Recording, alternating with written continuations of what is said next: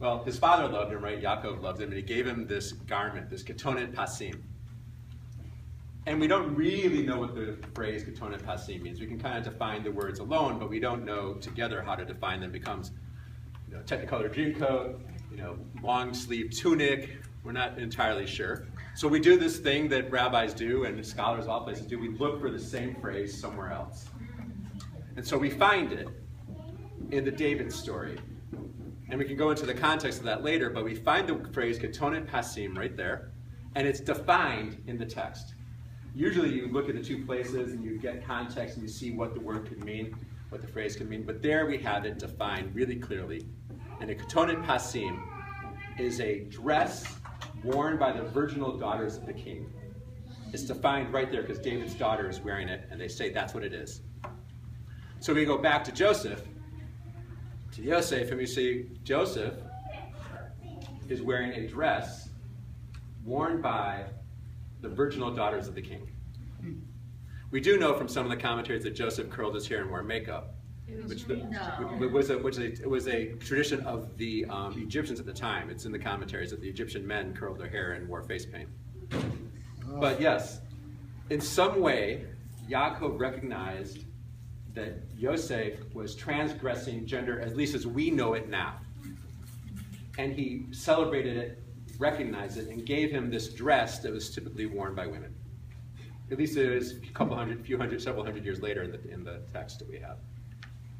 So I love Joseph because he's celebrated for transgressing the norms of our culture. And you can see I have a little bit of appreciation for that myself.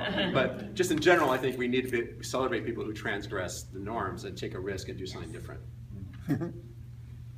Why don't I like Joseph? Why do I sometimes feel like I hate Joseph? Well, as we know, he becomes second in command, like Pharaoh. He becomes this because he knows that he has these dreams. Pharaoh has these dreams, and he interprets the dreams to mean 7 good years of crops, followed by 7 bad years. And he advises Pharaoh to save up crops for the 7 bad years. And Pharaoh says, do it. You'll be like me. So he does it, and he has the people of Egypt collect and bring to central storehouses all the grain and stuff that they grow. And then the 7 bad years come. The people run out of grain. What does he do?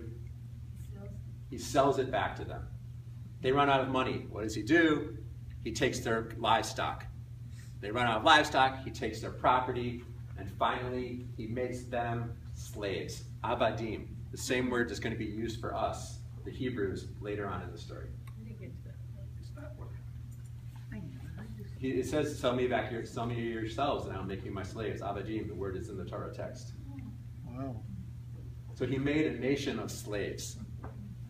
We come along during this time, actually before the selling of the people, and we get the best of the land and live on the fat of the land. We multiply and become numerous.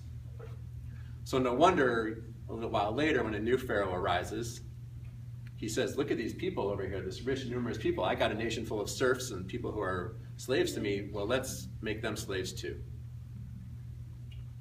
Now, there's a major idea that everything in Torah happens for one reason.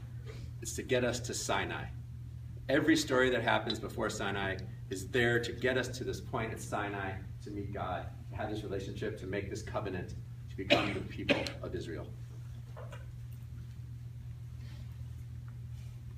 Well, I am of the opinion that I am willing to give it all up, this religion I love and that I represent, if I could give back the Egyptian people their freedom. Give the people of Egypt then back their freedom. Because my religion, any religion, cannot be founded on slavery, on the backs of other people's slavery. Whether it's literal slavery or whether it's figurative slavery like wage slavery, like Walmart employees needing $6.2 billion of public aid because their wages are so low. Or whether it's any kind of literal or figurative slavery. Our religion is worth nothing if we don't accept those who are transgressing the norms of our culture. And it's worth nothing if we don't fight constantly for the freedom of all people. Never again means never again for anyone. Yes. So my blessing, I like to give blessings when I finish talking, is that we can all celebrate and find ourselves, parts in ourselves that maybe are different and celebrate who we are to the fullest extent of what we can do. And that we fight constantly for the freedom of all people, ourselves and others. And we bring this world to a place where we all get to be in our promised land. Can you hear that sound? Absolutely. Awesome. Wow. Yes. Amazing.